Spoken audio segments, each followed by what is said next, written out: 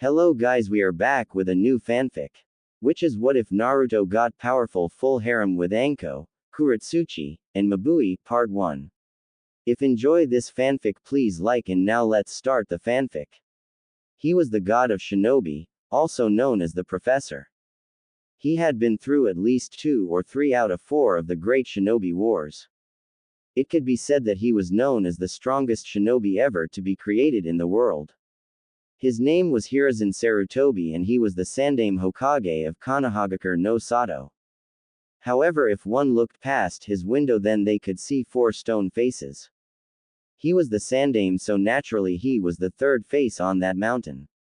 Yes, the mountain contained the 4 Hokage figures of Konoha.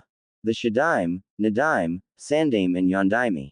Now, where was the Yondaime if he got to have his face on the wall? Well, the Yondaime had a very early death due to the attack of the Kyuubi no Yoko on the village on October 10th. Since the Sandaime had to step back into the duty of being Konoha's top protector. Sarutobi sighed as he rubbed his elderly bones before he heard a knock on the door.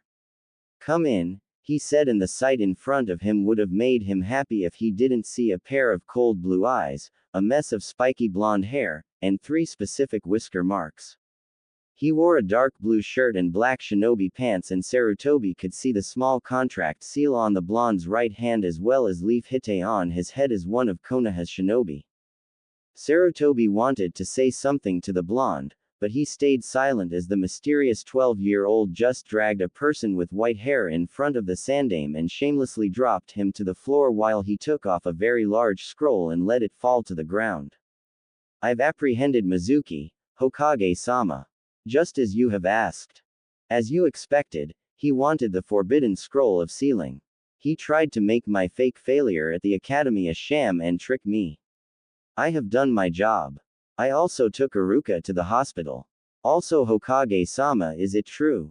Am I the Jinchuriki of the Kyuubi no Yoko that attacked the village?" the blonde asked professionally.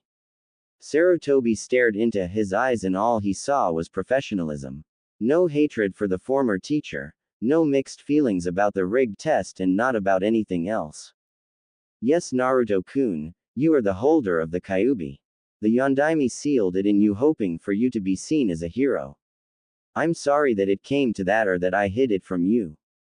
I wanted to tell you when you were ready," Sarutobi said shamefully, and Naruto just looked at the ground. He seemed to just contemplate somethings before nodding. "I see. Well, will that be all?" he asked, surprising the Hokage as he turned his head towards the beaten-up Mizuki. Sarutobi, obviously shocked at how quick the blonde got over it, could only nod as he sent Anbu to take Mizuki away. Yes, Naruto. Good work. I'm sorry that you had to experience that. I'll give you an A- rank mission pay for this since the scroll was involved.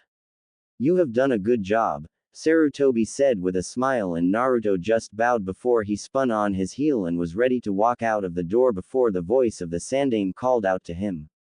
"Hey Naruto, for your success how about I treat you to some ramen?" Sarutobi asked with a smile, but Naruto just stared evenly. "I appreciate the gesture, Hokage-sama, but an important figure like yourself shouldn't need to worry about a genin. I might eat at Ichiraku from time to time, but that's to have a somewhat pleasant conversation with Tsuki-san and Ayame-san.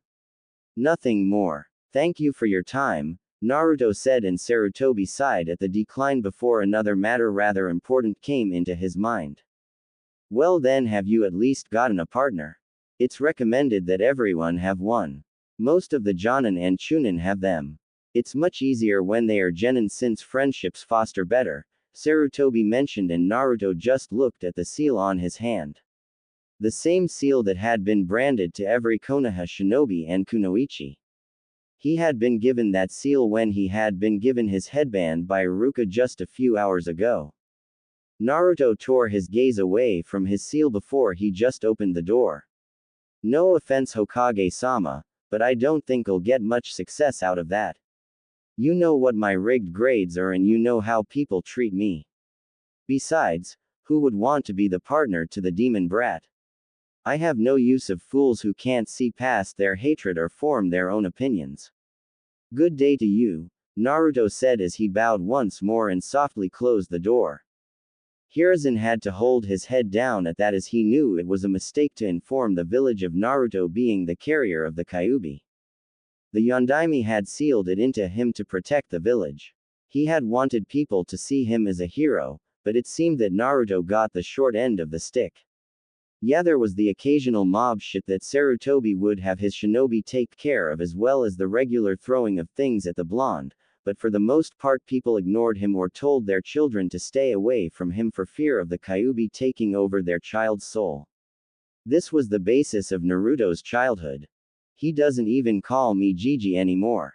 He just fit so perfectly into the role that it was scary. Naruto, I have failed you. Please forgive me, Sarutobi said before he continued on with his work. With Naruto, hands in his pockets, Naruto traversed the streets of Konoha ignoring the glares that were sent his way. He had stopped caring a long time ago about these people. It was simple, now that he was a ninja they couldn't touch him. If they did then he was within his rights to exact justice. However, as a ninja of Konoha he couldn't outright kill a person just because of a little squabble. Which is what he deemed his monthly beatings before this age. He didn't have the time to care nor would he actually. So long as they didn't bother him then he wouldn't waste his time with them.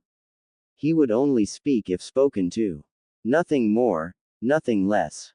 He could hear the whispers of the people talking about the Sandaime going senile in letting him live or even breathe, but that was all they could do. Actually, Naruto had decided to drown it all out in favor of doing something that a lot of the teachers didn't want him to do, read. He liked to read, well it was at least enjoyable for him. He could get lost in another world, the world of training. He read literature, poems, shinobi scrolls and anything else he could get his hands on. By the age of 6, he was already using the henge, kawarimi and substitution techniques to work for him as he snuck into the library to read. However, those few hours ago, curiosity had gotten to Naruto and he had opened the scroll of sealing. He read through it and looked over a few techniques. He had seen one of the Kage Bunshin technique, but he skipped over it in favor of something having to do with elements. In the end, he had learned at least something Bunshin related. He had learned to make fire Bunshin, water Bunshin, wind Bunshin and exploding Bunshin. It seemed they had all the aspects of the Kage Bunshin, in terms of learning as well as fighting, but they were more likely to injure an opponent upon dispelling. That's what Naruto wanted, to take advantage of every possible attack that he could. He had soaked up that knowledge, but that was all he could learn in the time that he had. He had seen things on Fuinjutsu and that sparked his interest, which could say much, but right now, he was content with just reading a book about poetry to at least give him some peace from the civilian populace as he disappeared from their view. Naruto's house was actually very far from the village itself. He had made his house in the Forest of Death, for only one reason. No civilian was allowed to go inside, and while technically he couldn't either, he still had more clearance than they did. His apartment had once been burned and it wasn't saved. So seeing the issue, Naruto had proposed to his Hokage that he resurrect his living space in a place of solitude away from the irrational people. Sarutobi had agreed, so Naruto built it in the Forest of Death. It went against Sarutobi's wishes, but with a little push from Naruto he had allowed it. Naruto climbed over the gates and disappeared into the forest. He ran through training ground number 44 as he heard the sounds of animals. He knew how dangerous the place was, but he also knew just how much of a lifesaver it was. To others it was the worst place to be, for him it was the best place to be. No one could waste their pathetic lives trying to take him out in there. Even Jonin were cautious of entering just to tell him that the Hokage needed something. It was as close to peace as he would get, but it wouldn't be that way tomorrow. Naruto saw his medium-sized house close to the lake and he noticed the lights were on.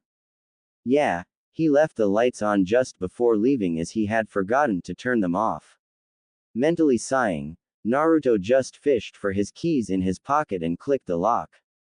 He then opened the door and walked inside. Immediately he felt three things at his feet and gave a rare smile as he knelt down to three small foxes. One with crimson fur, another with white fur, and the last one with black fur. He scratched their ears and took off his dark blue shirt and mesh armor. Sorry I'm late, Rinko, Tuka, Fu. I had some things to do. You're all hungry, aren't you? Naruto asked, and the three kits yipped as they ran around his legs while he chuckled. He walked into the kitchen and took out their bowls and placed them on the ground. He poured some milk for them and watched the three eagerly eat their food while Naruto watched. He furled his hair with his hands and managed to relax. He had found Rinko when he was 4. She was by a trash bin trying to find something to eat when he had taken her. She was really feisty and really cautious of him, but about a month she all but accepted the blonde as her friend. Tuka was another female that he had found when he was 6. He had been training his kunai when he noticed 3 large snakes going after her. He had cut them down and he took Tuka home as well. He introduced Tuka to Rinko and the 2 females quickly hit it off as friends. They would snuggle together in their sleep while Naruto would train. Fu was the only male of the 3 and Naruto found him when he was about 10. It had been on his way from the academy when he noticed some kids picking on Fu, claiming him to be the Kyuubi's descendant and sought to end his life. Naruto really didn't want to get involved with that one as he knew that that would just give people more of a reason to hate him, but he'd be damned if he's allow someone innocent to go through the same thing. So he shielded Fu and proceeded to punch, kick and knock the guys a new one while he picked up Fu and took him home as well. He had bandaged Fu and took care of him. Rinko and Tuka also sought to take care of Fu as well.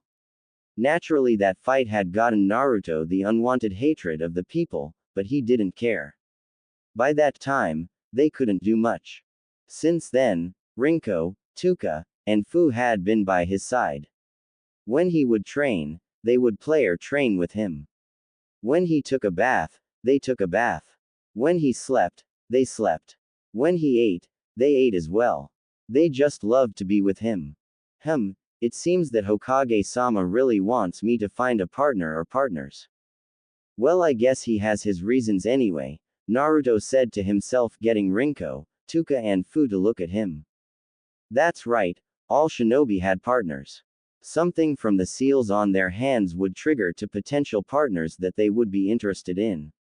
This has been since the founding of Konohagakure as well as one of its strengths. The seals acted as a booster of sorts for partners. Once it is confirmed, then they are made more powerful or something like that. However, they are connected forever once sealed. It works for woman to woman, man to man, or man to woman, which is the most obvious choice. The thought of the others made Naruto sort of shudder. However, as the seal and history of the seal shows, it only seemed to have one limit. Partners couldn't fall in love. Something about that was just odd, but Naruto didn't care. It seemed to be a limit that most shinobi and kunoichi ignored and just came together. The clan were the most famous in these seals, but Naruto didn't care. No one would be his partner, he knew that much. Still, he would just handle it himself. But right now, he had to sleep. He had team selections tomorrow. Rinko, Tuka and Fu finished their food and Naruto clapped his hands twice, signaling that it was time for bed. The 3 foxes raced up the stairs while Naruto followed. He took off his clothes and laid in his bed while Fu, Rinko and Tuka wrapped around each other and slept in a warm mess of blankets Naruto made for them as they all went to sleep. Next morning, Naruto quickly placed his leaf hite on his forehead and wore a red shirt and dark pants. He had just finished his breakfast with Rinko, Fu and Tuka as he was ready to go for his team selection. But they would do well to not mess with him. He would never get beaten again. Never. Turning his head, he smiled to the 3 foxes. All right, Rinko, Tuka, Fu, I'm leaving. I want you all to be good while I'm gone, Naruto said, and the foxes whimpered as Fu tugged at his pants, not wanting the blonde to leave them. Naruto turned and lightly glared. You wanna come with me? Naruto asked, and the foxes yipped happily as they ran around in circles of each other, telling Naruto all he needed. He was just a big softy when it came to these three. He knelt down and nodded. Rinko yipped and quickly jumped and snuggled herself into his hair. Tuka and Fu took their places in his black jacket as they poked their heads out. All were satisfied and Naruto walked out. This would be the first time that he let them out and back into Konoha. Konoha had better behave themselves. He wouldn't stand for their shit. Not when it came to these three. The blonde and his foxes hit the streets and made their way towards the academy. He was glad that it wasn't far from his house as the academy was just a short rooftop run away from the forest of death. Naruto had decided, for their safety, not to take the streets that time so people would just ignore him and not try, in their futile attempts, to hurt him or his kits. Rinko yipped happily atop his head and it didn't take Naruto long to drop to the academy. He opened the door and walked inside before he noticed the glares of the teachers. He ignored it all just in favor of reading a recent book he had and opened the door to his class. Well, this seems like a good place to be away from anyone, Naruto said to himself as he quickly took up residence in a vacant seat near the window and continued to read in silence while his kits got some much-wanted sleep. Naruto just snorted and read away at some poetry. Much-needed relief. That was until classmates started to file in while Naruto observed out of the corner of his eye. He could see a boy with a dog on his head, nuisance. A boy with a jacket that covered most of his face, weird. A meek girl with a jacket and pupil-less eyes, kind. After her was a brunette with a very dark look in his eyes, emo. Then two other fellow genin came in, one with a pineapple-shaped hairstyle and the other with a wide girth, lazy and hefty. Naruto stopped staring at them. They were people he knew. Kiba Inuzuka, Shino Aburame, Hinata Hyuga, Sasuke Uchiha, Shikamaru Nara, and Choji Akamichi. All from famous families or clans. Only Sasuke Uchiha was the last of his clan, which Naruto knew why, but didn't go into. If anything, Sasuke would say himself. He could see Kiba trying to talk to Hinata about how cool he and Akamaru were, but Hinata just ignored him in favor of trying to look around the room until her eyes settled on Naruto's form. The blonde shook his head and sighed. This same shit again. Great. As if I don't get that enough, Naruto thought, but he focused solely on reading as classmates filed in. Seeing that he was ignored, Kiba growled and followed Hinata's vision before they rested on a mop of blonde hair. Kiba widened his eyes and walked over to Naruto before his hand slammed in the table in front of him. What do you think you're doing here, Dobi? This is only for people who passed this class, Kiba said, but Naruto ignored him. However, his outburst had woken Rinko, Tuka and Fu as they glared at the dog man in front of them. Naruto just lowered his book while he felt others staring at him. He lowered the book just enough to allow Kiba to see his leaf hite before he pulled it back up. Conversations with boasters went nowhere. I'm not blind, idiot. I'm asking why you're here. Also, stop fake reading. We all know you're too dumb to even know how to hold a book, Kiba said as he threw Naruto's book to the floor near the chalkboard. It was then that Naruto just narrowed his eyes while Rinko growled at Kiba. Akamaru popped growled at Rinko, but Naruto felt Tuka leave his jacket as she ran down the stairs. The kids eyes the foxes surrounding Naruto and Tuka picked up the book into her mouth and carried it back to Naruto, who took it and rubbed Toka's head. Good girl, Tuka. Someone just earned a treat later, Naruto said, and Tuka yipped happily before she withdrew back into Naruto's jacket. Also, Inuzuka-san, I would ask that you not touch my stuff. If you request something of me to know, then I ask that you ask politely. I will tell you what you want or not depending in its importance. Now then, I have graduated as Iruka saw fit to let me pass. Does that satisfy you? Naruto asked, and Kiba just growled as he glared daggers at Naruto before the blonde got up from his seat. He walked down the stairs and took the next seat to the window while opening his book as he continued to scratch Rinko's ears while the crimson fox purred. The class startled to settle down as some talked about Naruto's mood, but ignored the blonde while Sasuke took a seat next to him. He only took that seat simply because Naruto was like a repellent for fangirls. They just wouldn't leave the Uchiha heir alone and it pissed him off to no end. However, he was happy for one thing. Naruto never said anything to him. They both just tolerated the other's presence. Neither said anything or tried to engage in conversation. For Sasuke, this was the only friendship that he honestly enjoyed. After about half an hour, Iruka came through the door in some bandages while seeing a smile from all the students. His happy grin even brightened when he saw Naruto on time, but his grin lessened as he saw Naruto not caring if the man either there or not there. He was just focused on his book of literature. Iruka was about to begin before everyone heard shouting that made Naruto groan. He then decided to close his book as he knew he wouldn't be getting any more reading done. No, even he couldn't concentrate when these two came. Move out of the way, Ino pig. Shove it forehead. Two females' voices said as Rinko, Tuka and Fu turned an interested stare to a blonde young girl and pink-haired girl. Sakura Haruno and Ino Yamanaka.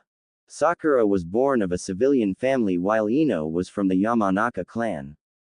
Sakura, Naruto could do without, as anything dealing with the Uchiha heir, she was ready to shout it to the heavens.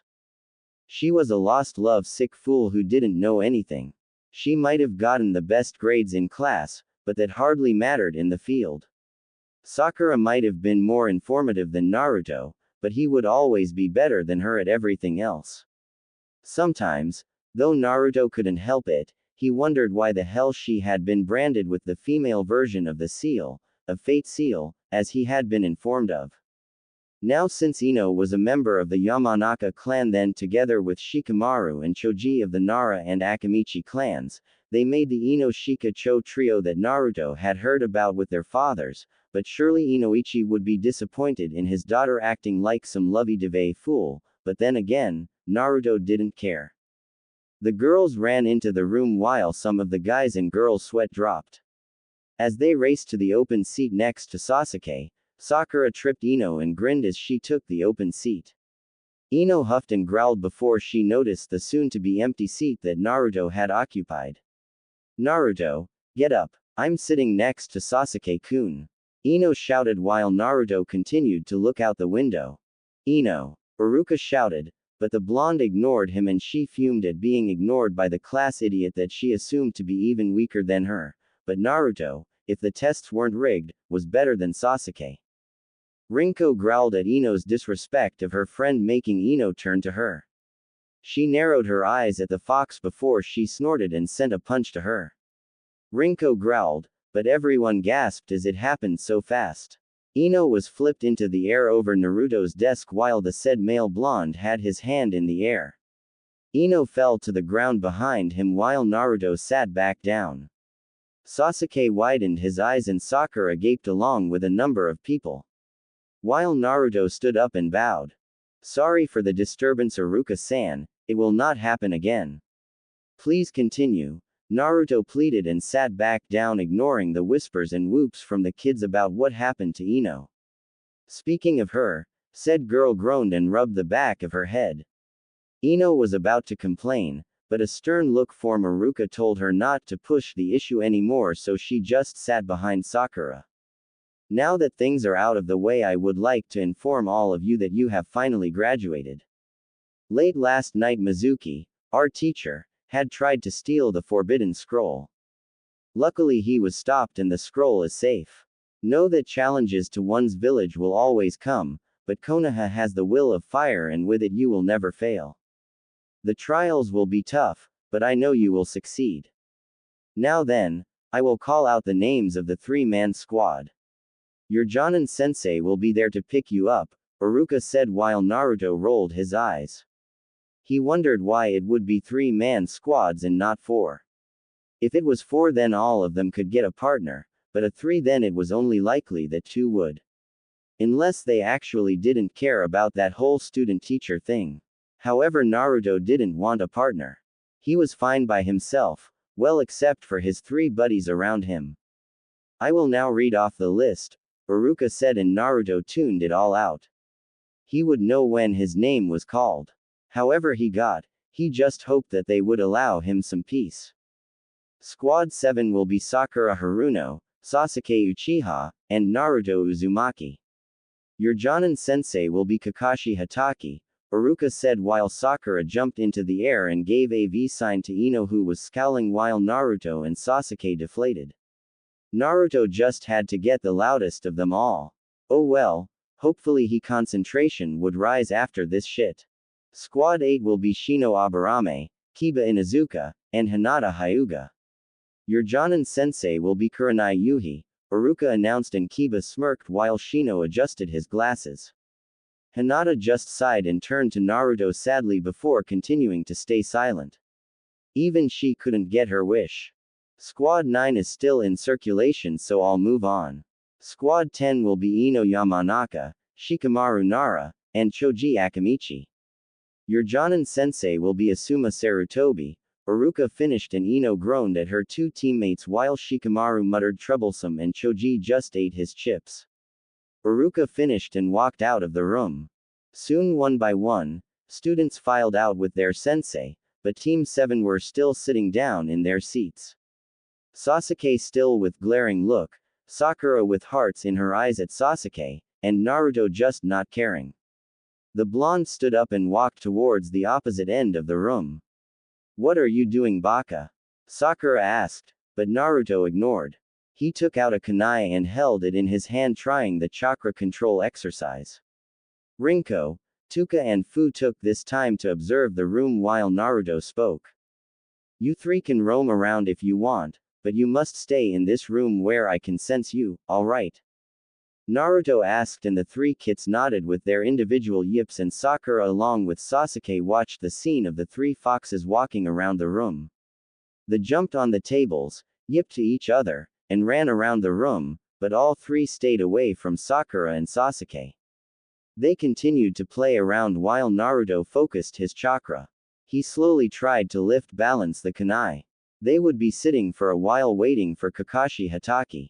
2 hours later, Sakura fumed and growled while Sasuke seemed a little irritated.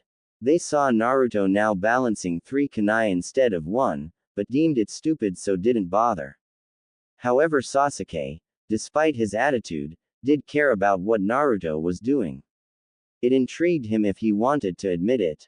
Where is that idiot? He's late. Sakura shouted, and she heard the clattering of kunai as she and Sasuke turned to see Naruto frustrated. He sighed and shook his head. His eyes suddenly darted to the right and he pocketed his kunai while he stood to his feet. He dusted off his pants and Naruto patted his legs as a signal. Immediately Rinko, Tuka and Fu stopped their roaming and ran back to Naruto. They took their places from the last time and Naruto leaned against the desks while the door opened. A man with gray hair, one visible eye, and a mask over a portion of his face appeared through the door and gave an eye smile. Team 7, he asked while Naruto, Sasuke and Sakura nodded, but not before Sakura shouted. You're late, Kakashi-sensei. She hollered while Naruto picked his ears. Kakashi nodded and rubbed the back of his head with a sweat drop before he looked from Naruto to Sasuke to Sakura and back to Naruto. Yeah, well, my first impression of you guys. I hate you, Kakashi said while Sasuke and Sakura deflated, but Kakashi saw that Naruto just glared at him with his cold, unwavering eyes. He just shrugged his shoulders and sighed. Alright, you three meet me up on the rooftops. Chop chop, Kakashi said as he disappeared in a puff of smoke. Naruto raised an eyebrow to the technique. He had read of Tei Shunshin technique, but he could see it being useful in the future. He then just walked off while Sasuke followed and Sakura followed Sasuke. Hokage Mansion. Sarutobi sighed as in front of him was a problem that even he wasn't sure how to solve. It stood smirking in its gray trench coat with its long legs covered by fishnet armor and legs guard along with its purple, pineapple-shaped hair. It was actually a she and her name was Anko Mitarashi. Second in command of the torture and interrogation department of Konoha, only being surpassed by the one Ibiki Morino. Anko, why have you still not been partnered? Sarutobi asked while Anko gave a cheeky grin. She placed a hands on her hips and snorted. Partnered. Well, aside from the fact that more than half the people I pick are either weaklings or downright perverts. I mean, come on, how am I supposed to trust my back to a person who won't stop to be serious? Sorry, but no thanks, Hokage-sama. I'd rather watch out for my own neck if I can't trust anyone with it. Besides, I'm not a Tokubetsu Jonin for nothing. I'm still the hottest female kunoichi around, Anko said, grinning with the V sign. Sarutobi shook his head at her antics and just sighed. He knew the real reason for it, but it wasn't his place. He couldn't really force her to have a partner. That's why it was to be forced only recommended that people be given a partner. The seal on each individual's head was created from a little after the Rakudo Sennin to foster friendship as well as strength. No one knows where it came from, but it's very useful. All 5 of the nations of a different type of seal, but in a strange case, all are compatible with each other, allowing shinobi from different nations to bond together.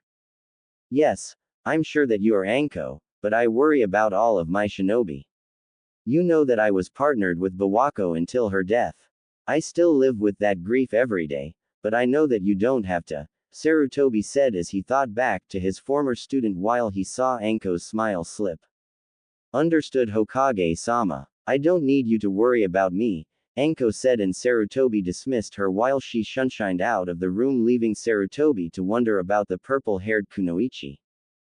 She's just like Naruto-kun in a sense.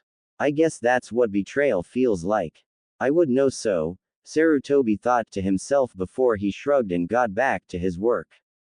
With Team 7, Naruto, Sasuke and Sakura had finally made it to the rooftops and looked on around the area before they saw Kakashi leaning on the fence, and Naruto noticed an orange book in his supposed sensei's hand. He seemed to be blushing and giggling, which made the blonde tilt his head to the side. He really did like books, and giggling meant that a book was good, right? Naruto read the words at the front of the page and blinked. Aika, what is that supposed to be? Interesting, Naruto thought to himself before he noticed Kakashi looking at them as he pocketed his book away and folded his arms while Sasuke, Sakura and Naruto, himself, sat on the gravel. Alright then, you're my genin team. Now then, why don't we start with some introductions of yourselves, Kakashi said before Sakura raised her hand like she was in class and Kakashi pointed to her. Sensei, what do you mean by introductions? Sakura asked, and Naruto rolled his eyes. How straightforward was it? This was the smartest girl in the academy. Bullshit. Well, like this: things you like, things you hate, your hobbies, your dreams for the future. Things like that, Kakashi said, and Sakura smiled. Can you show us how it is done? She asked, and Naruto was sure that if she ever asked another senseless and stupid question that he would smack the stupidity out of her pink little head. However, he heard Kakashi chuckle, and it seemed that he was going to get some insight to the Jonin, so he supposed that he could thank her for that. Alright then. I'm Kakashi Hatake. I have many likes. I have many dislikes. I also have many hobbies. My dreams for the future. I don't feel like telling you, Kakashi said with an eye smile while Naruto mentally faltered. Sasuke and Sakura was more obvious as they sweat dropped. So all I know is your name and the fact that you're a Jonin. Fine, Hatake-san, be that way, Naruto thought to himself before he took out a book and gently scratched Rinko and Fu's ears as well as their chins, much to their appreciation. Tuka had been sleeping, so Naruto wasn't going to disturb her. Since you asked, you first, Pinky, Kakashi said, and Sakura smiled with a nod. She cleared her throat and spoke. Alright, I'm Sakura Haruno. I like. Looks at Sasuke. My hobbies. Looks at Sasuke and blushes. My dreams for the future are. Looks at the seal on her hand, then at Sasuke and blushes madly. I hate Naruto and Ino pig. Sakura shouted as she found no shame in it. For Naruto himself, he tuned her out while Sasuke rolled his eyes. Kakashi sighed and nodded. You next, emo boy, Kakashi said, and Sasuke's glare deepened while he kept his cold look.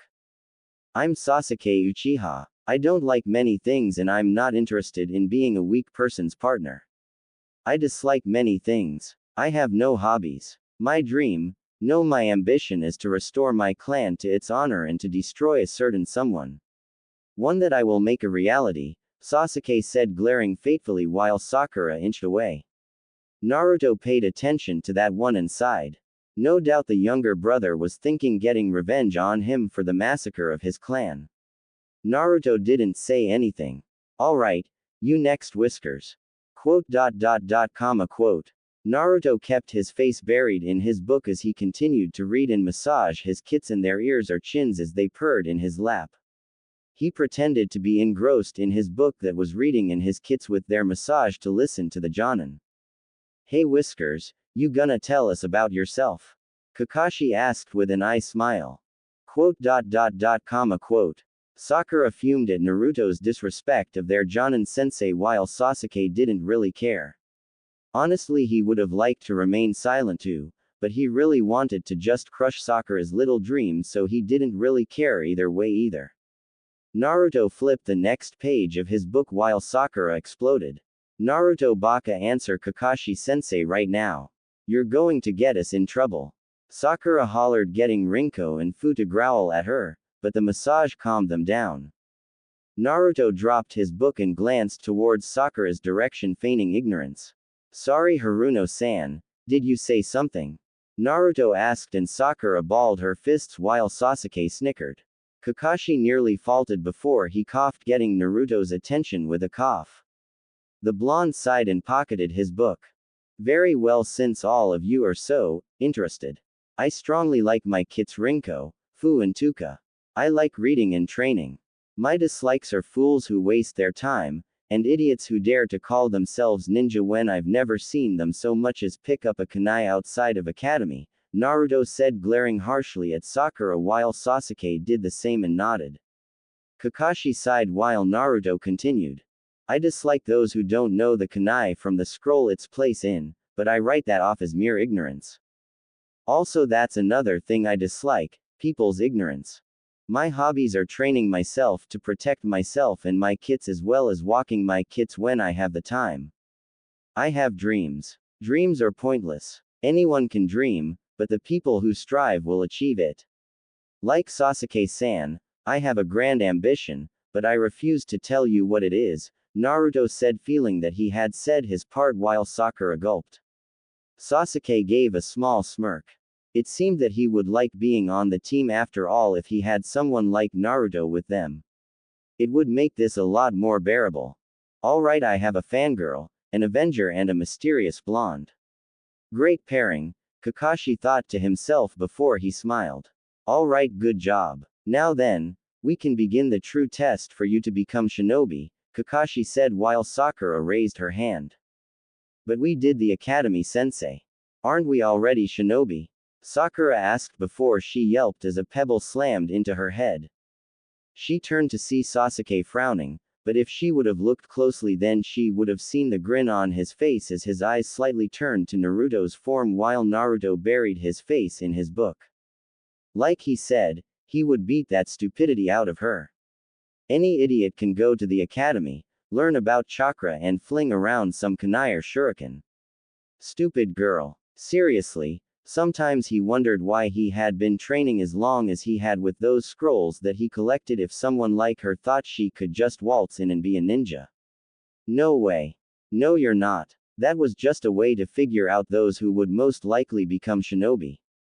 It's us, Jonin, who determine if you're right for the job. This test is a 60% failure rate, just to let you know. Come to training ground 7 for your training. Oh, also, don't eat your breakfast, you'll puke, Kakashi said while Sakura paled. Sasuke narrowed his eyes and Naruto rolled his. Of course Sakura would fall for that shit, psychology always worked on the weak-minded. Such a waste of time. Kakashi soon vanished in a shunshin, leaving the three together, or so he had assumed. Sakura got to her feet and smiled. Hey Sasuke, wanna? No, leave me alone, Sasuke said as he jumped off the railing and disappeared into the streets. Sakura deflated before she turned to see Naruto picking up Rinko and Fu as they took their spots. He just glared at Sakura before he dashed off the buildings to go to his favorite place, the bookstore. Both had left Sakura on the roof where she sighed. Why can't I do that? She asked before she took the long way around to leave the rooftops. With Naruto and his kits. Naruto hanged into a 20-year-old male civilian and walked into the bookstore. Today was their monthly supply of new books. Naturally, Naruto always went to the grown section for literature, poetry, or that sort of thing. No way would he be some dumb idiot that couldn't read like quite a few people wanted him to be. He looked left and right before he spotted the object of his desire for the moment. Naruto saw at least 10 volumes for Ika Ika and raised an eyebrow. It must really be good if it's got so any. I think I'll just take them all, Naruto thought to himself as he took a bag, piled the books into it and walked to the counter. He placed them down in front of the female, and when she took the book she widened her eyes and blushed while she looked at the 20-year-old hanged Naruto, who tilted his head to the sight. She rang up the price and quickly handed the bag to Naruto while she tried to calm down her blush, to which Naruto just took the bag and walked off from the store, but he also bought some other literature and poetry just to read since he had almost finished with his current book. Once he was far away, Naruto unhinged and dropped the bag to the ground. He took the first volume of the orange book and quickly began to walk back to his house. On his way back, Naruto's eyebrow twitched while his hands gripped the outer reaches of the book. So that's what it is. Well, I won't knock it. It's just arrow literature. Still literature, and it's not like I don't know about seeing as how quite a bit of my literature has it. I guess I'll read this, Naruto though, as he continued to walk before he bumped someone. The two fell back and Naruto glanced towards the person who was obviously female. Sorry about that. Are you okay? He asked, sticking his hand out, and to his surprise, he saw a very beautiful woman in his opinion, and watched as she grabbed his hand. He had more expected her to shout profanities at him. Yeah, I'm fine. My bad, Gaki. That orange book. Whatcha reading? She asked as she looked over Naruto's shoulder. The blonde, not used to this contact, just sighed and gave the book to her. The woman read through it and she got a large grin on her face before she glared at Naruto. Aren't you a little too young for this? He asked while Naruto rolled his eyes. He swiftly took the book back into his possession, but he knew it was only because the woman allowed him to. She could have dodged that if she wanted, which told Naruto that she was very good. I don't think it matters to you what I read, Dadbao, but if you must know, then if you are content with teaching children 5 and older about killing, then you shouldn't keep them away from the joys. It's ignorance and I loathe ignorance, miss, Naruto trailed while the woman smiled. The Anko Mitarashi at your service. Also, I agree with you, Gaki. Old enough to kill, old enough to screw. You're Naruto Uzumaki, right? Anko asked, and Naruto nodded his head, sort of intrigued that this woman was different from about the whole of Konoha.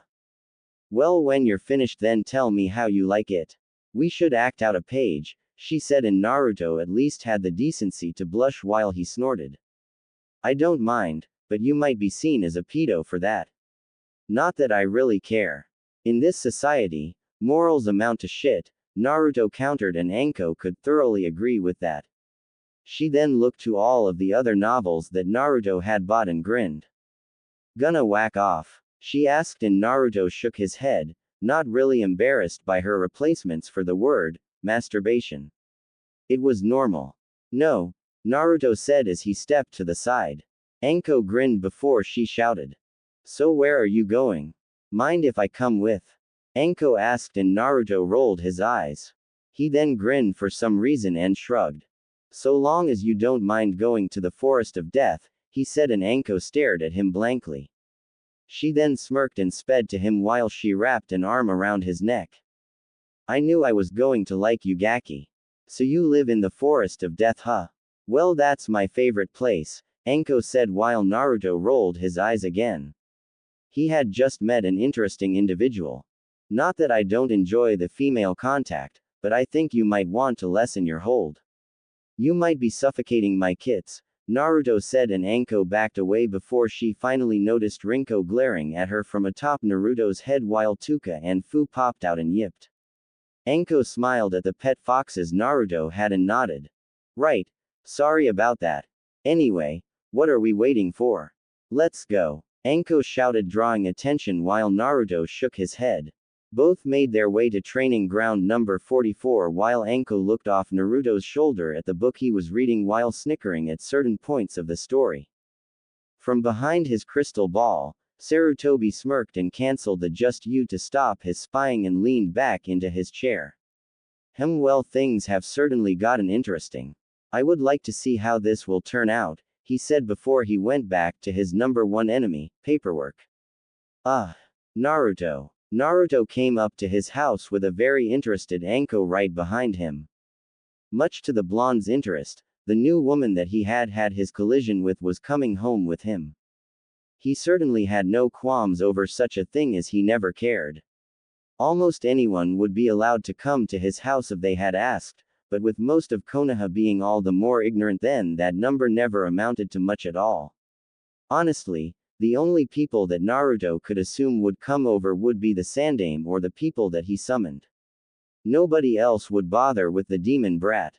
Speaking of that, since learning of his Jinchuriki status, Naruto had found that he still felt no hatred towards the Kyuubi. He very well couldn't say that he liked this arrangement, but he dealt with it.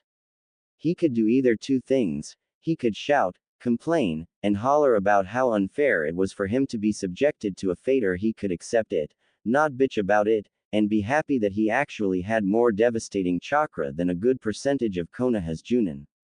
He just felt neutral towards the fox. Sorry if it's messy. I wasn't expecting company. Not that I ever really get it, Naruto said, with the last part being to himself, but Anko heard him and she sighed. Yeah. She knew of his problem, and the cold attitude around him sort of reminded her of hardened Junin who figured out the truth to the world, but never did anything about it. They just accepted it and dealt with it. What could he have seen?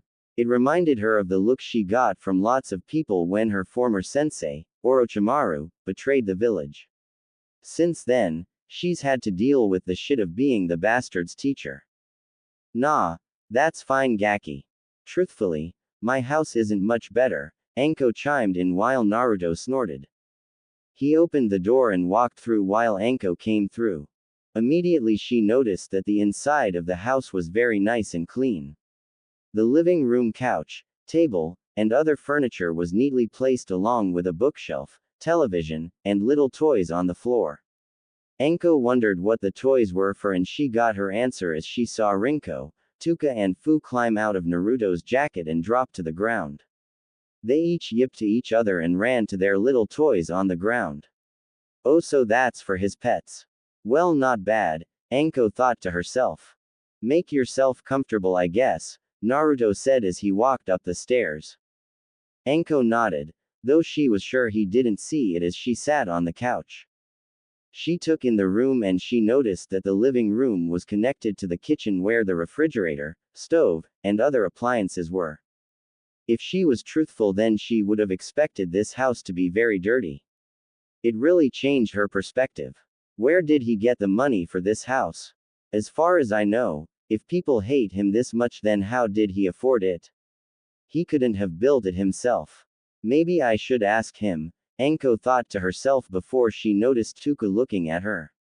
She looked back at the white-haired fox and smiled. Tuka just looked before she gave a happy yip and ran off. Anko snickered at the action.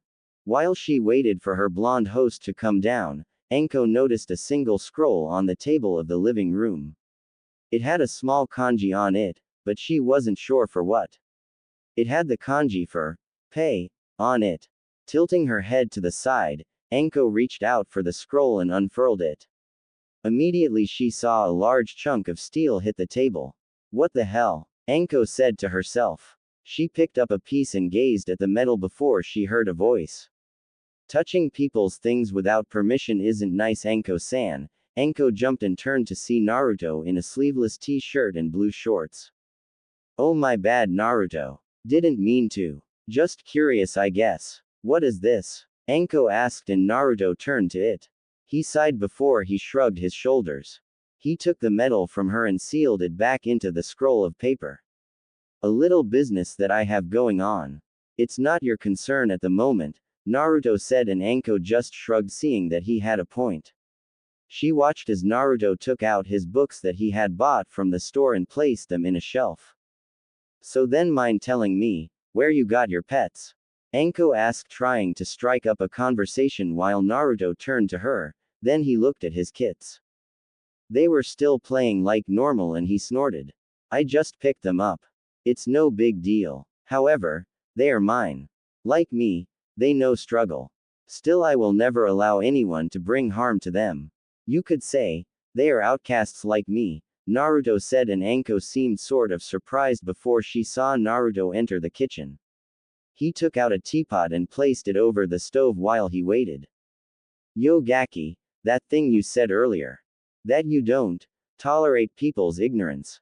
What was that? Anko asked and Naruto continued to watch the teapot as steam came from the top. Ignorance, being uninformed of the world around you or not trying to be informed of it.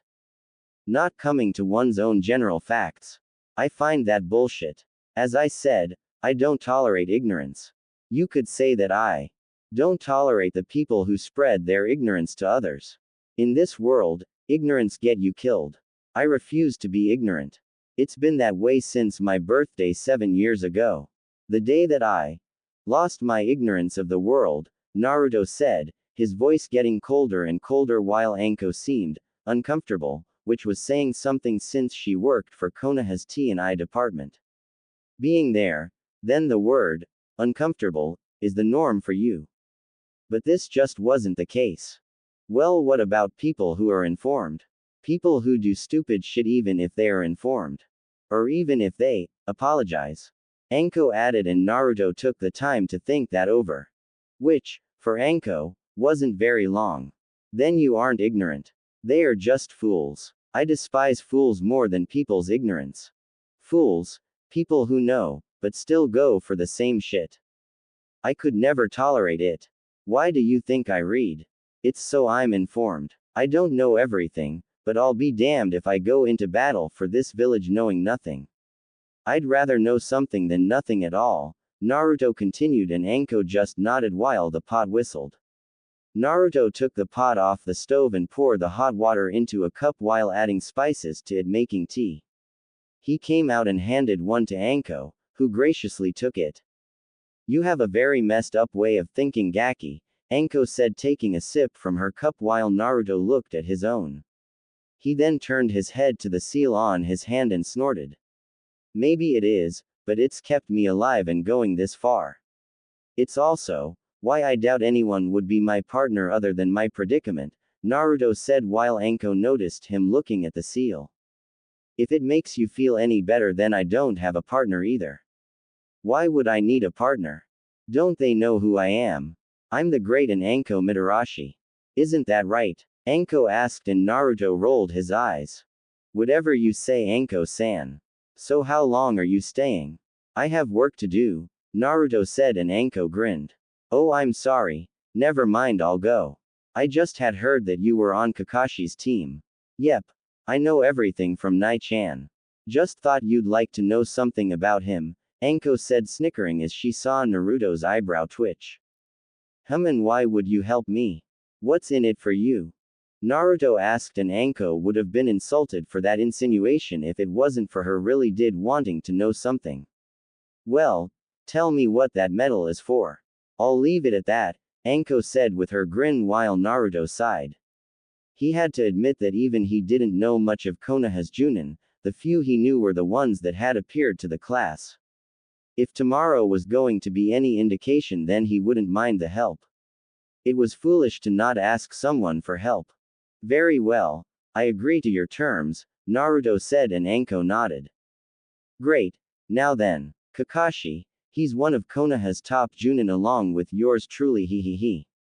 He doesn't have a partner, why no one knows, but it's said that he's still strong regardless. I can't tell you everything, but I will say this. You'll need teamwork to beat him. No wait, you'll need teamwork to try and survive. He's got a main Raiden affinity, but he's adverse in Kaden, Suiden, and Doden affinities. There. How is that? Anko asked pleasantly while she saw Naruto thinking.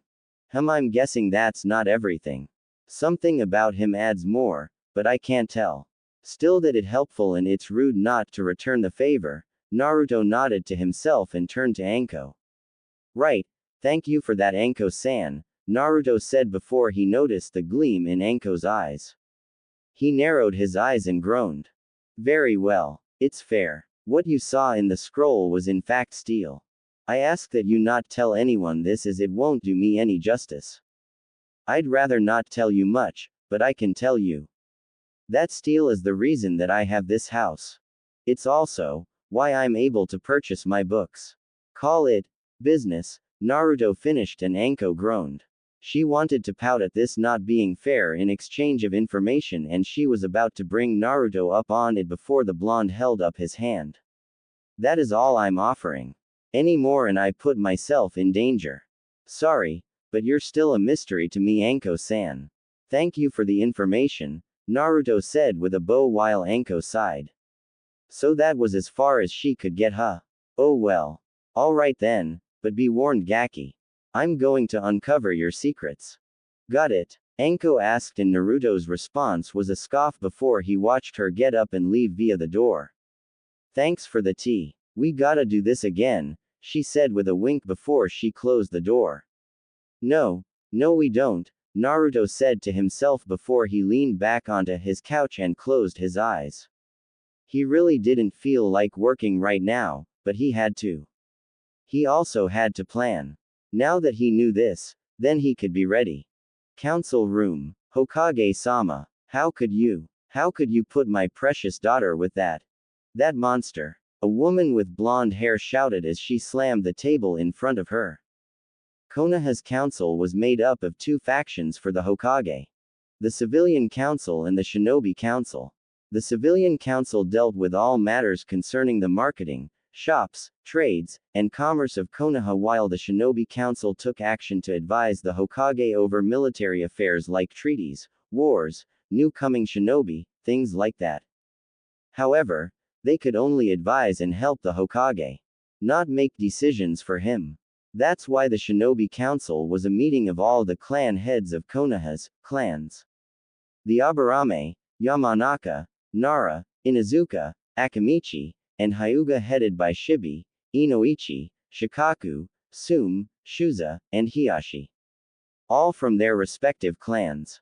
There was one vacant seat for Uchiha as that had to deal with the Uchiha massacre and Itachi Uchiha, the man who slaughtered the Uchiha clan in one single night. Now the current topic was always a hot one. The discussion of Naruto graduating and being placed on a team. Mabui-san, I ask that you keep your tone in check.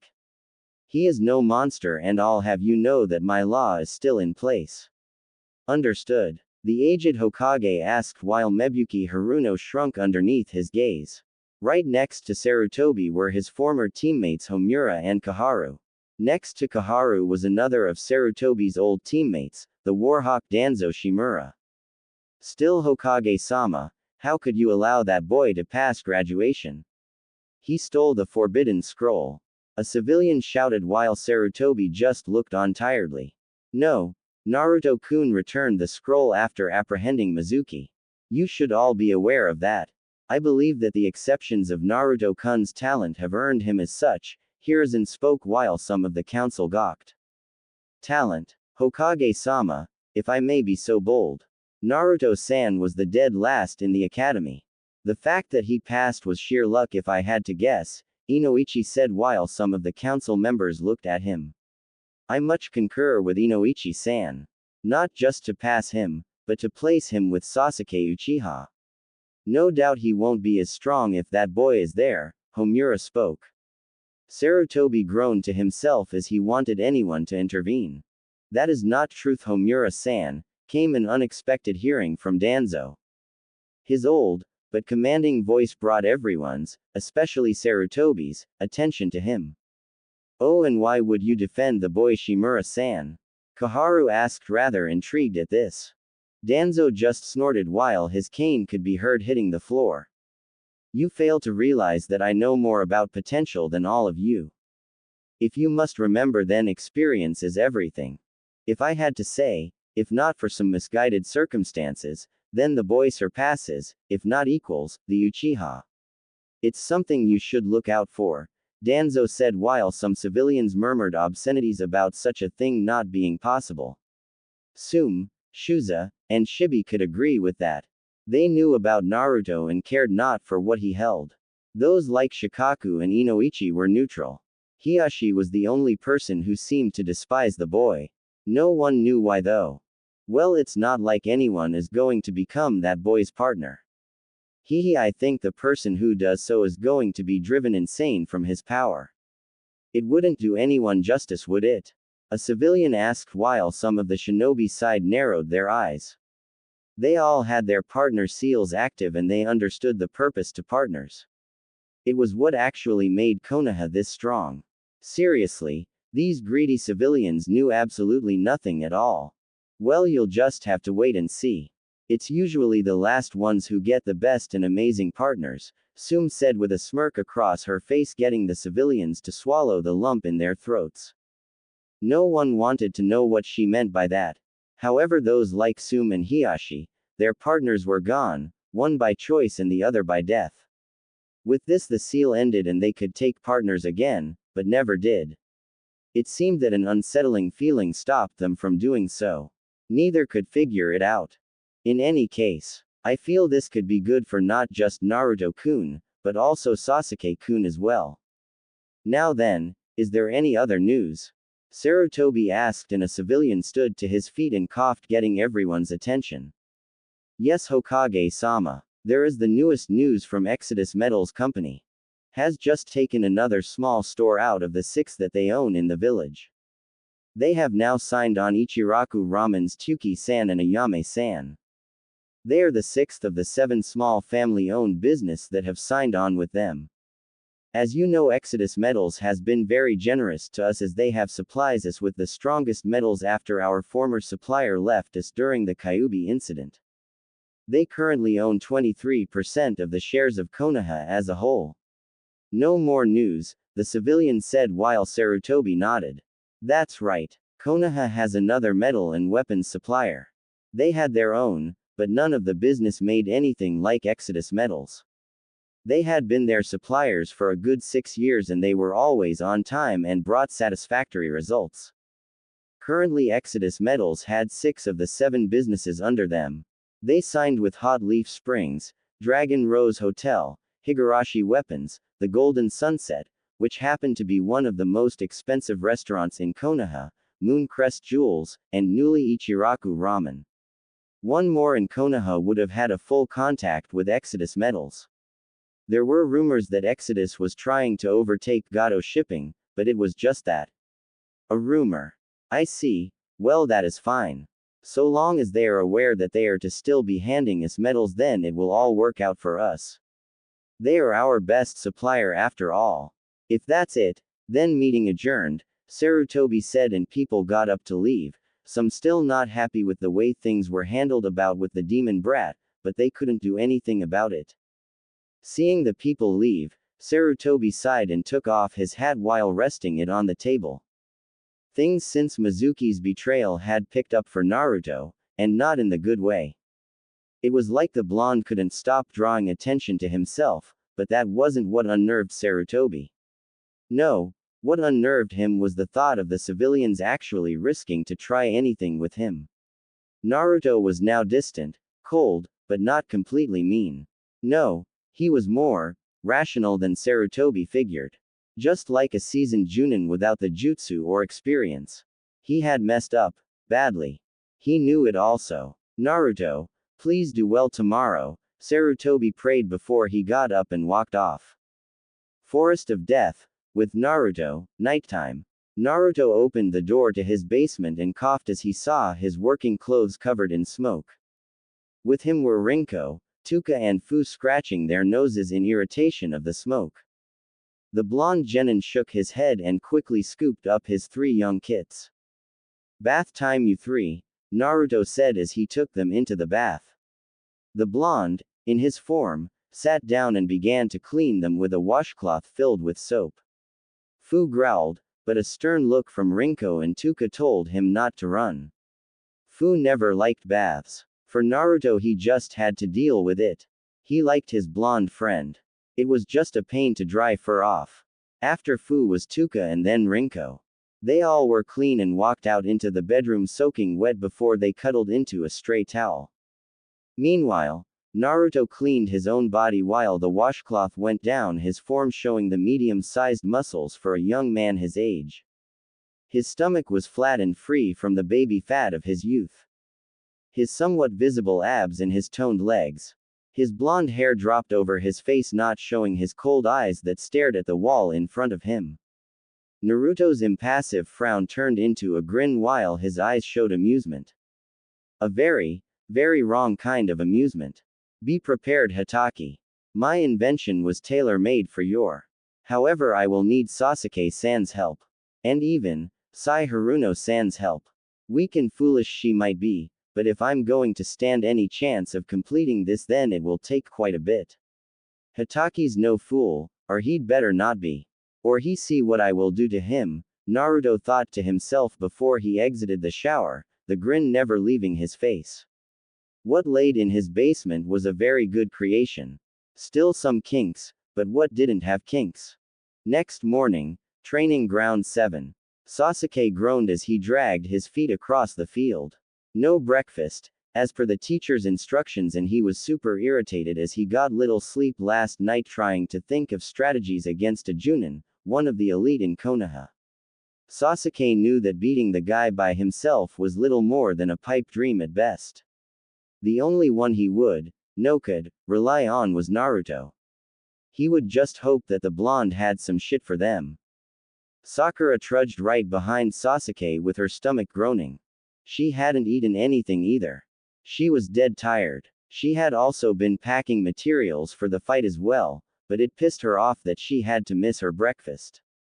She wanted to lose weight, but not go entirely hungry. It was insane. However, just before leaving, Sakura's mother had told her to be wary of Naruto. Sakura wasn't sure why, simply because in her eyes, he was just an idiot that disrespected his superiors. However, she told her mother that she would be careful. Both trudged through the forest and sat down next to the fence. Sasuke-kun, please tell me that you had something to eat, Sakura pleaded while Sasuke just closed his eyes and snarled, telling Sakura that he had nothing to offer at all. He was just as hungry as her, if not more.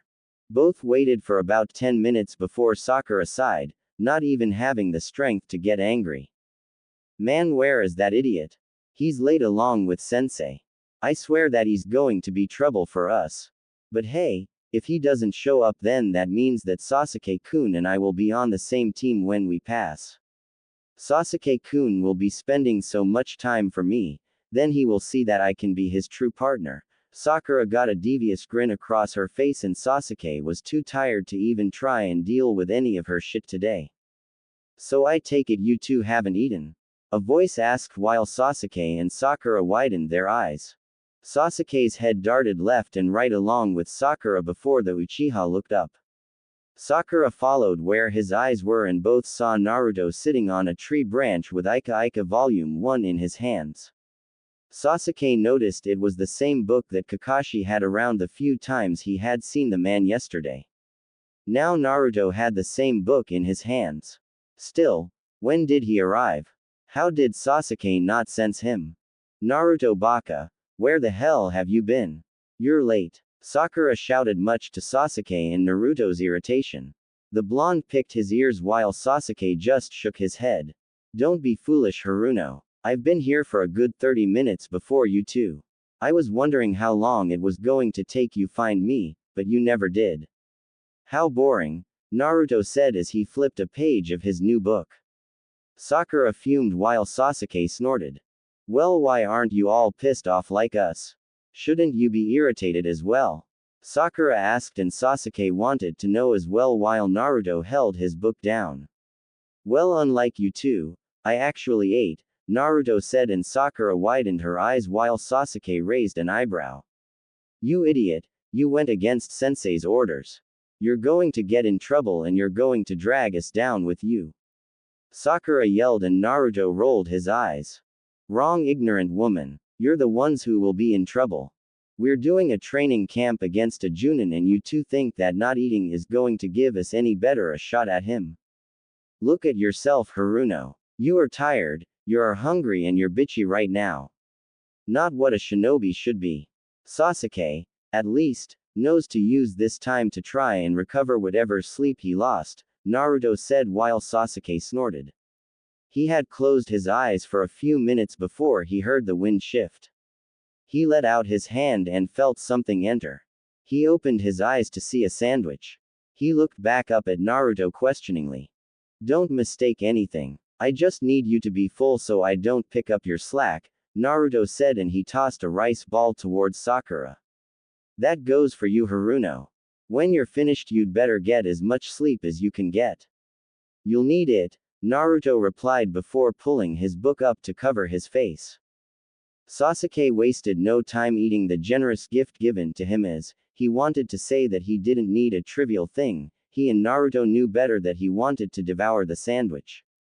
So, Sasuke ate his food while Sakura ate hers humbly. Both then went to sleep while Naruto continued to watch over them as he unzipped his jacket.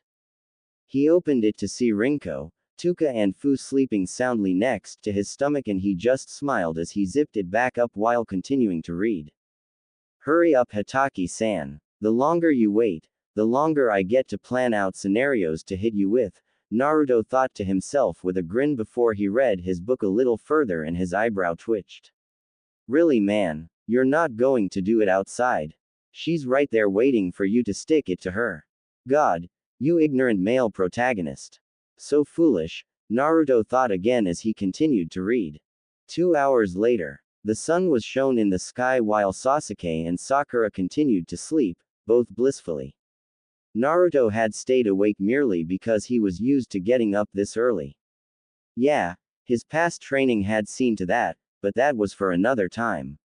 Right now, well, he could finally cut loose a little. He heard the trudging of feet and he noticed Kakashi arrive. He was humming to himself as he came to the field. Kakashi saw 2 of his students sleeping and gave an eye smile.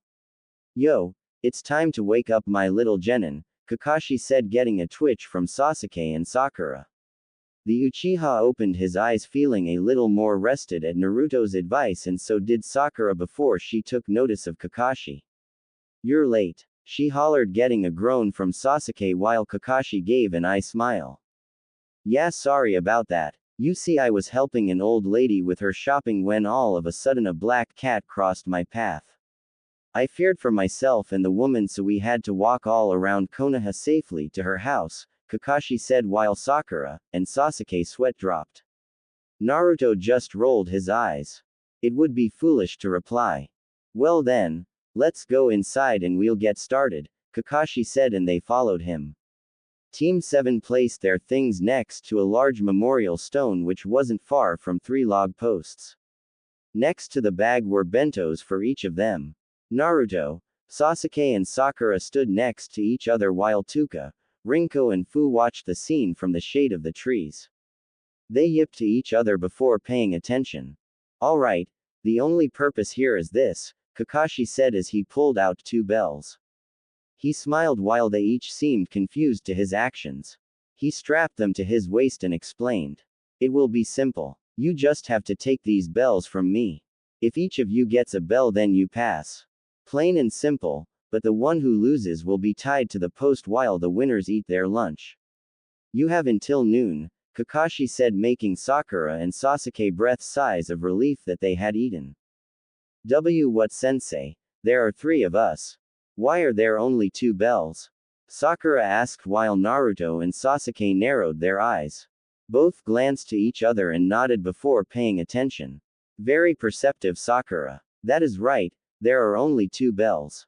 That means that one of you will be sent back to the academy, Kakashi said with the straightest smile before it turned deadly. Come at me with the intent to kill or you won't get these bells, Kakashi said, getting nods from Naruto and Sasuke. Sakura just seemed unsure, but also nodded because they did. Seeing all of this, Kakashi nodded and started to count down. 3, 2, 1, start. Kakashi shouted as Sasuke and Sakura jumped away from sight. They disappeared into the trees and the bushes while Kakashi snorted.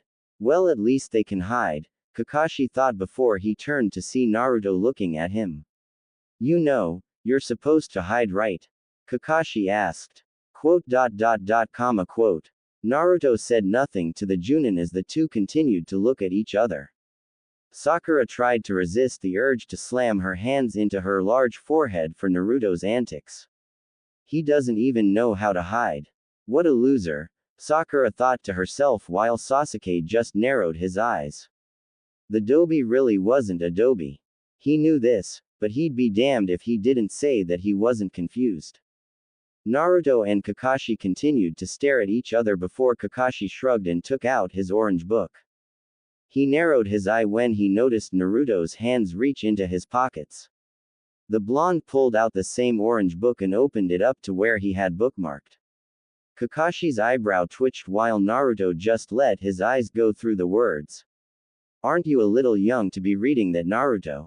Kakashi asked with an eye smile.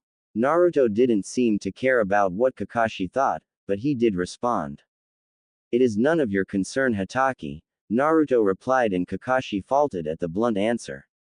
By the way, did you get to the middle yet? The part where Suhade and Jiraiya come together and Naruto stopped as Kakashi shouted.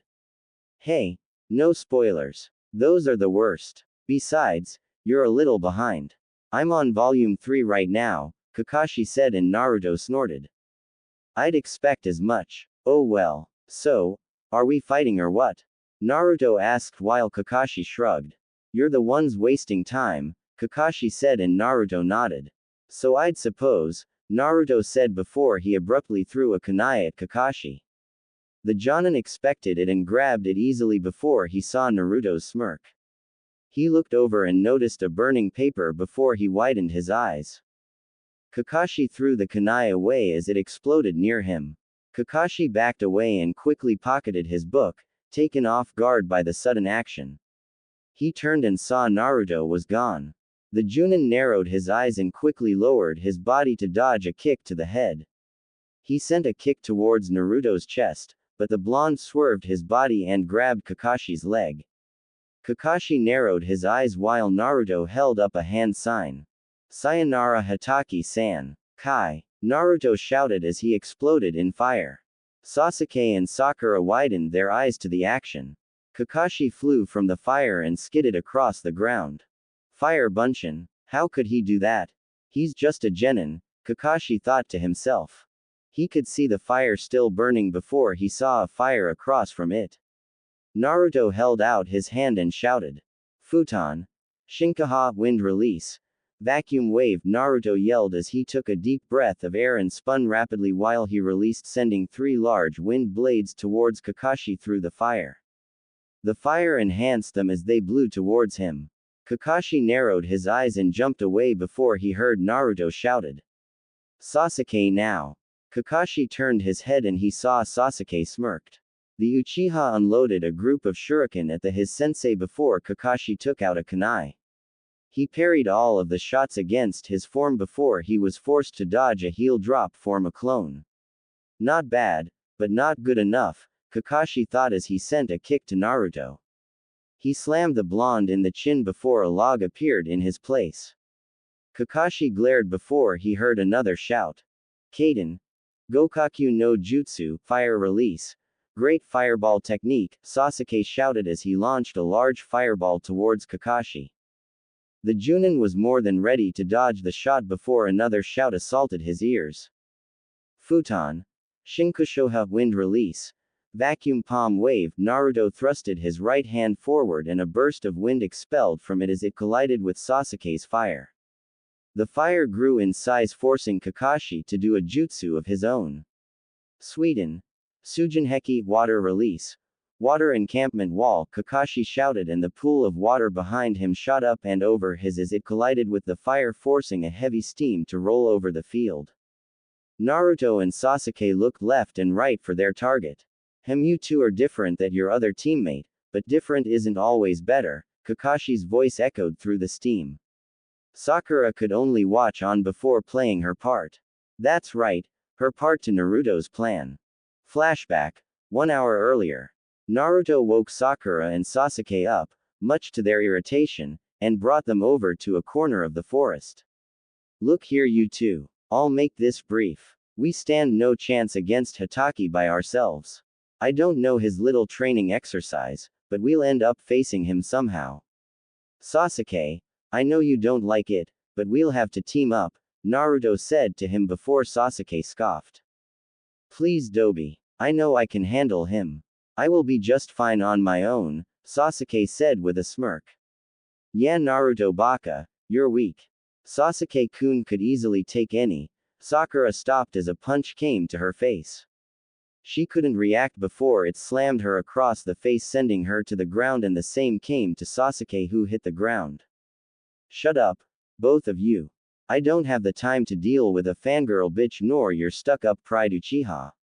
Sasuke, you aren't a fool, much less ignorant, but you are prideful. Look, I don't want this at all, but just this once. We'll work together. If this doesn't work, then you can abandon me and do it individually, Naruto said while Sasuke rubbed his cheek. He then stood up. Whatever. Just don't get in my way, Sasuke said while Naruto rolled his eyes. That's my line, Naruto said before he saw Sakura get up and rub her cheek. She'd never been hit that hard before, not even by the academy instructors had hit her that hard. Baka, why did you hit me? Sakura shouted as she sent a punch to Naruto's face. The blonde sidestepped the punch before he backhanded Sakura across the face, sending her back into the ground. Shut up, you fool. You will follow my instructions or I'll be damned if you hit me. Never again will anyone hit me. I'll also be damned if my plans are put on hold for you and your fangirl. Just follow my orders and pay attention, fool girl, Naruto said before Sakura widened her eyes. Sasuke rose an eyebrow and snorted while Naruto turned around. I have my own ambitions to look out for.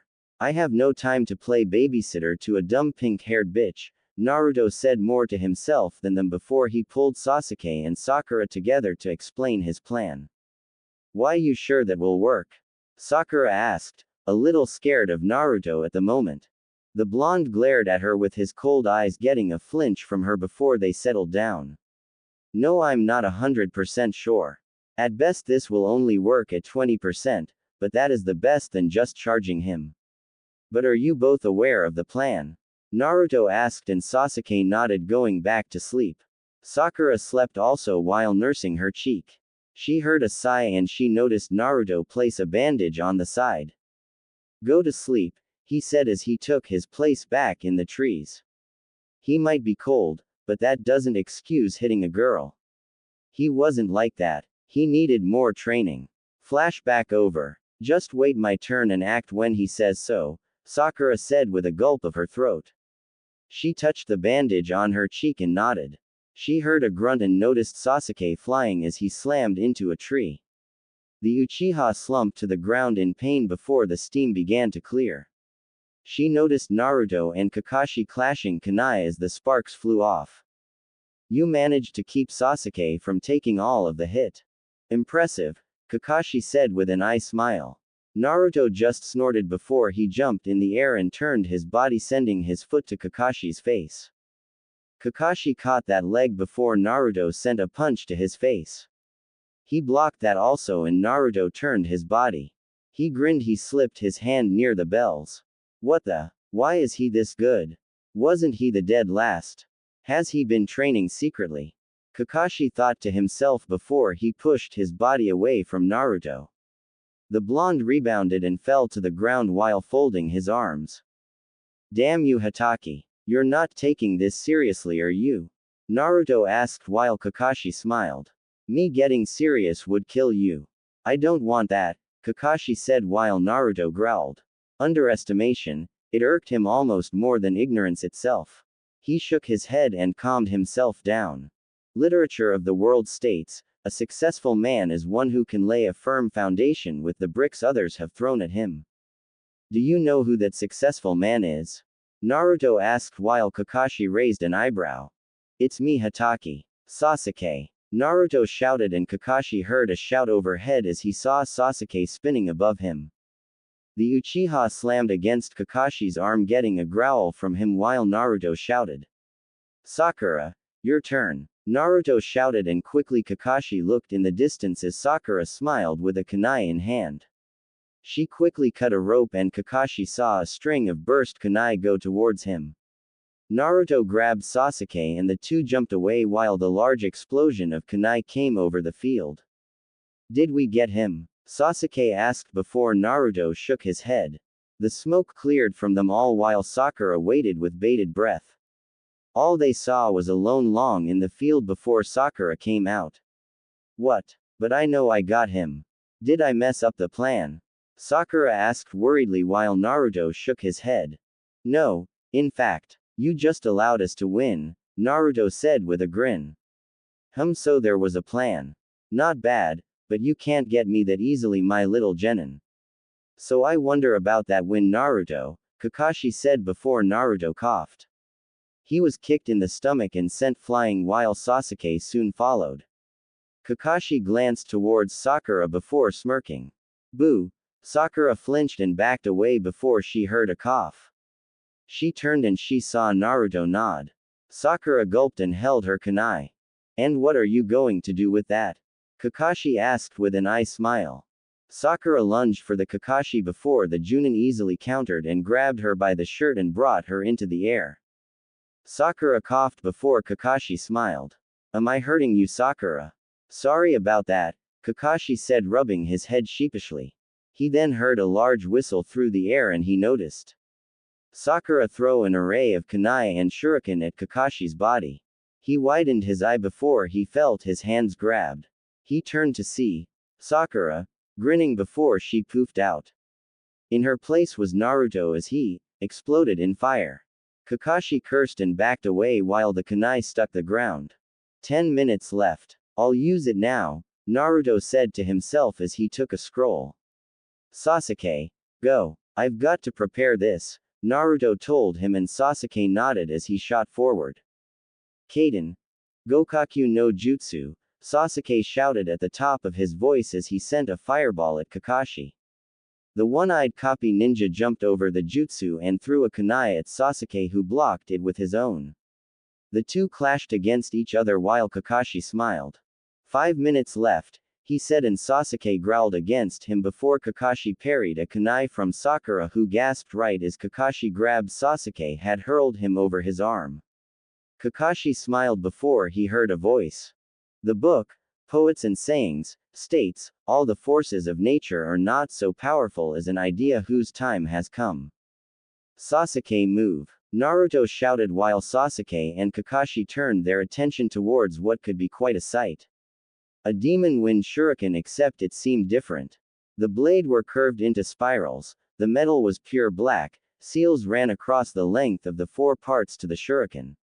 The kanji for fire, water, lightning, and wind were on each individual blade before Naruto threw the shuriken.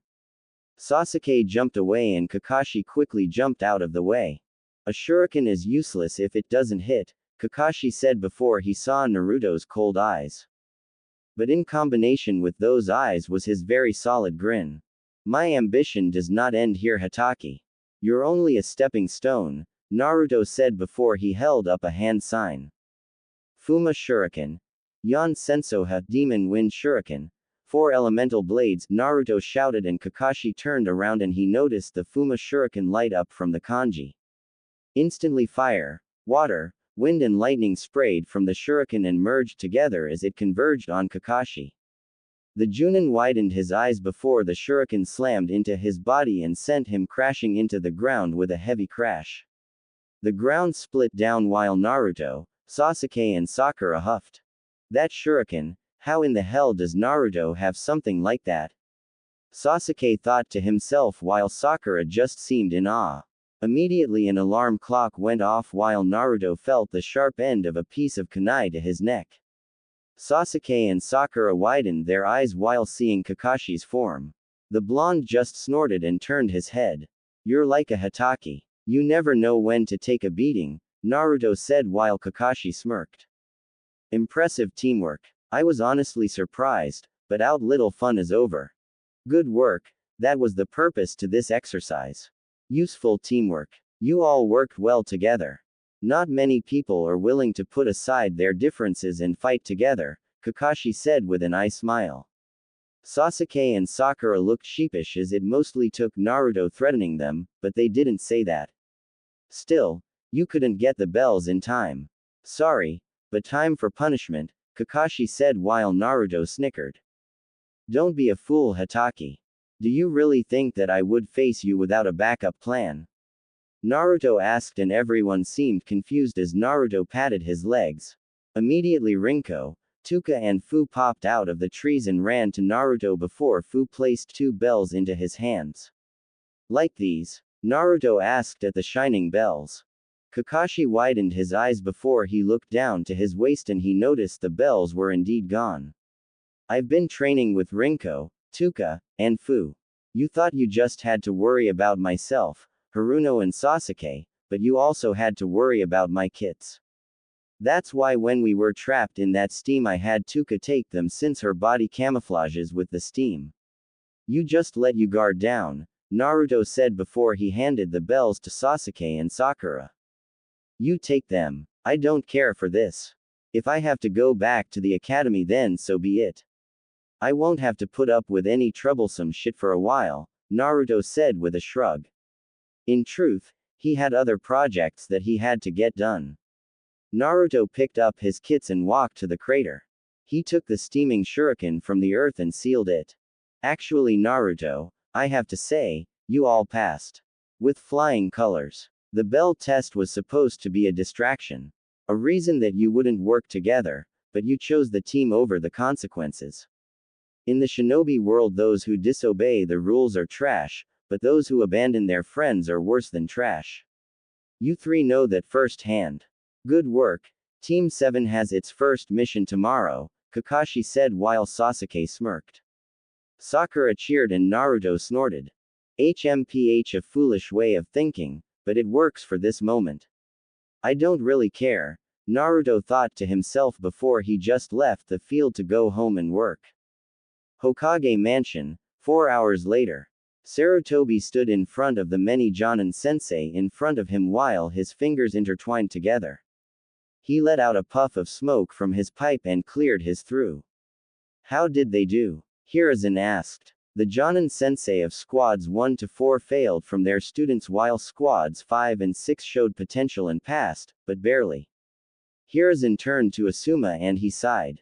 Team 10 worked out. They have a few teamwork issues, but they are fine, Asuma said with a smirk and Hiruzen turned to Kurenai who was next.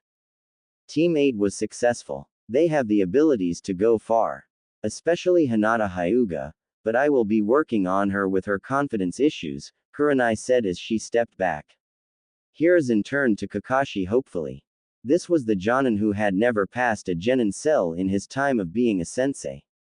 Hiruzen prayed for Naruto before Kakashi spoke. Team 7 was very successful. There are some areas in their teamwork that need work, but Naruto, Sasuke and Sakura were thoroughly able to give me a run for my money without my using jutsu. Mostly Naruto though, Kakashi stated, but he kept the last part to himself. No one needed to know that. Hiruzen sighed and smiled grandly. I see. Very well. You are all dismissed, Sarutobi said and all the Jonin quickly left the room. Sarutobi smiled and turned his head to the picture of the Yondaime on the wall. Minato, you've got to be proud, right? Hiruzen asked before he noticed the picture give a big grin. Must have been the sun or something. With Anko and Kurenai. Kurenai tapped the edge of her seat while Anko happily munched on her favorite treat, dango. One of the tastiest treats to ever come across the elemental nations. They were Anko's fancy and she could never get enough of them, but the 2 ladies had been talking about what Kurenai had told Anko just a few minutes ago. Really? Those gaki made it? Well, good for 'em, I say. Now they'll get a taste of the true hell of the world. Won't be all ponies and rainbows now, Anko said with a grin.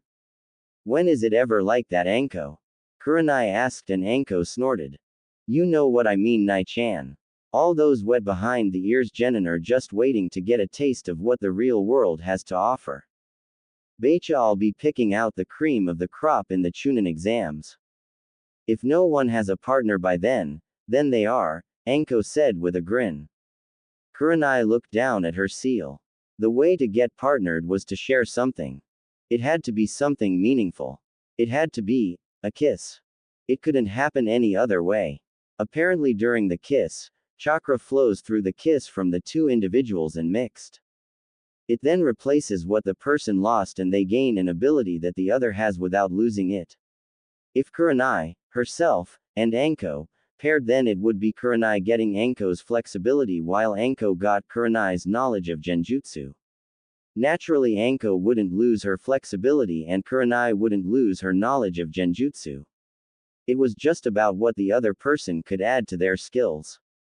So, what about Kakashi's team? How'd they do? Anko asked while Kurenai just shrugged. Well, apparently they were able to show the best teamwork of the genin. Kakashi said that they actually gave him a run for his money, though I think he was exaggerating if only a little bit, Kurenai said, and she saw Anko's grin get just a little bit bigger. So the Gaki did it, huh? Well, I guess not all of them are punk amateurs, Anko said, getting Kurenai to raise an eyebrow. Gaki? Kurenai asked and Anko chuckled before giving a firm nod. Yeah, the blonde Gaki with whiskers. Naruto Uzumaki. I went to his house the other day, Anko said like it wasn't a big deal. Which it really wasn't, but for Kurenai it kind of was. She leaned against the table and raised her eyebrow again while a small grin came across her face.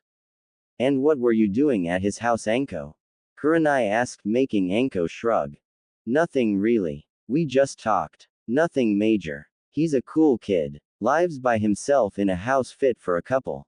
It was so clean. He was also hospitable. All I need to do is work on that attitude and he'll be right as rain, Anko said, getting Kurenai to drop her head.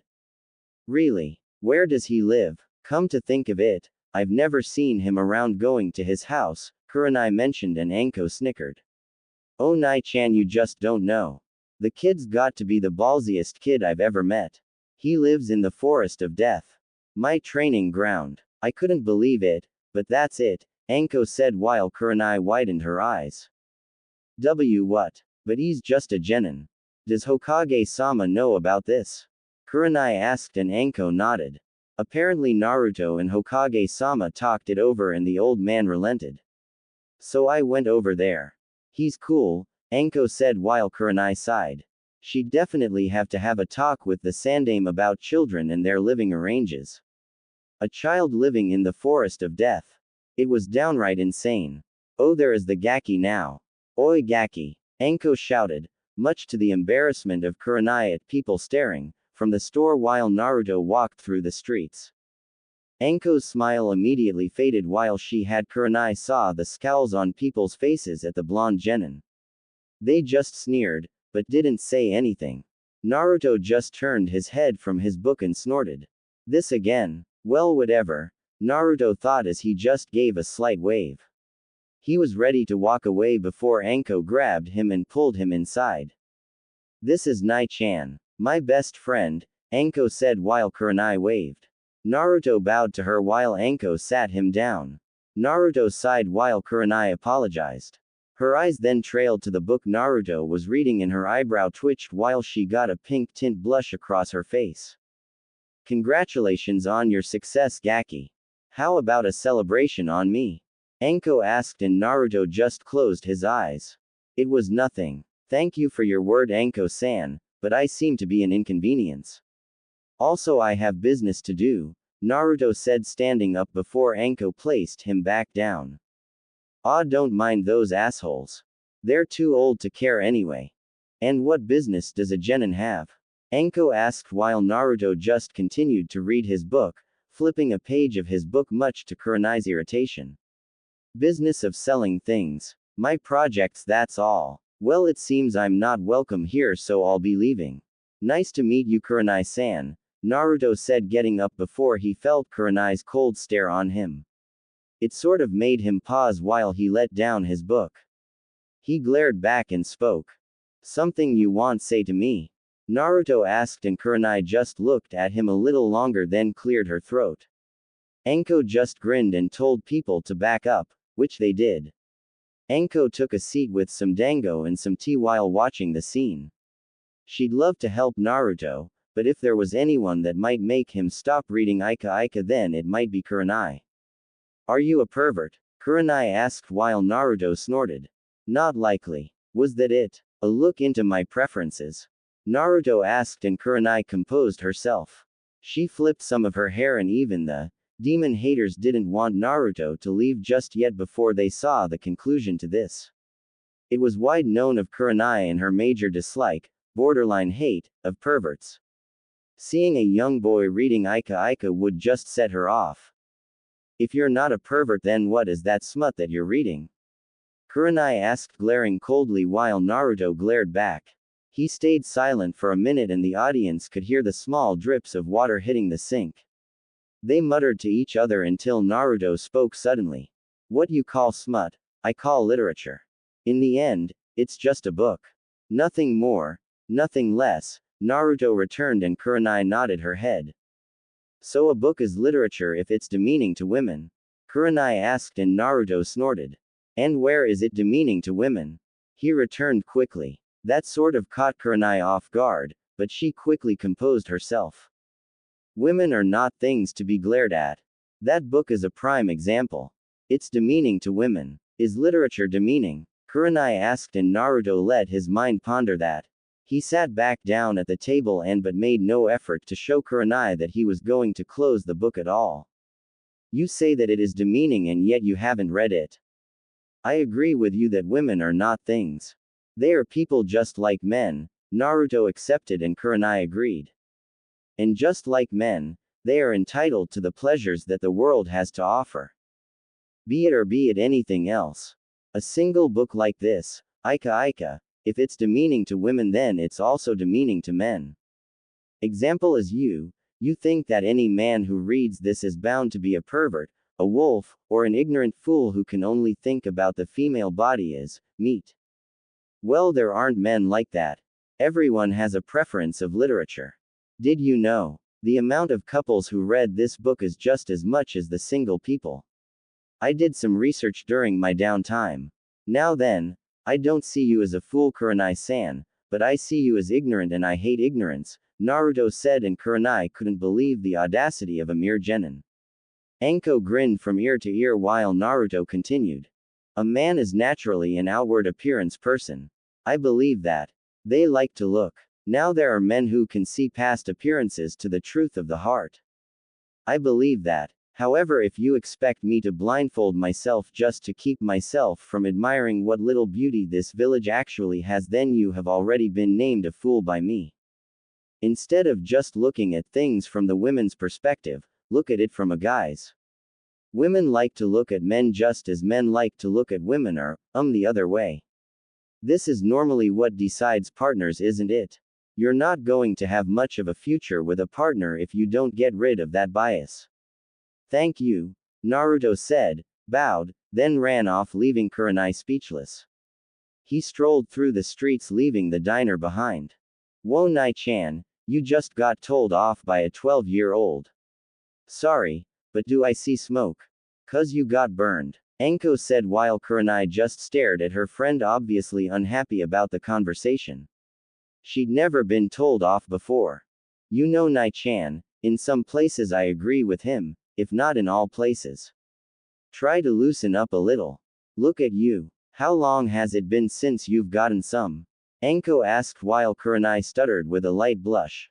Just go to Asuma, drag him from whatever he's doing, do it, and then partner him.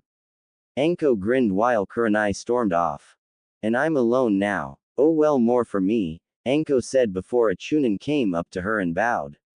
Hey Anko-sama, would you please be my partner? He asked while Anko grinned. She propped one leg over the other and sighed. Sorry, I'm spoken for Gaki. Sheesh. Ibiki never has to go through this shit. How in the hell did he get a partner before me? Damn it, Anko thought to herself before she left the restaurant behind. With Naruto having left the diner scene behind and forgotten, Naruto made his way towards a large weapons shop. He walked only because he'd been there so many times. Nope, not as himself. He had to be this way, only because for his ambition to work then he needed as much resources as possible. Naruto quickly hanged into a 20-year-old and walked through the door. He bell rung while he leaned against the counter. Hi, I'm Kami. Oh Arashi. Haven't seen you for a while. How goes the business? A man asked while Naruto Arashi snorted and leaned back up. It's no big deal. Nothing too much for me to handle. You know that. So, have you come to a decision yet? Naruto Arashi asked while the man rubbed the back of his head. He blushed and shook his head. Oh, you mean about Exodus metals? Nah, not yet, but I'm getting to it as fast as I can. I tell you, the stuff you supply us from that place is amazing. It's too bad that it's in such small amount that I can't examine it. That would be amazing. I had heard that your company signed with Higurashi Weapons. It seemed like a good idea. They are good weaponsmiths.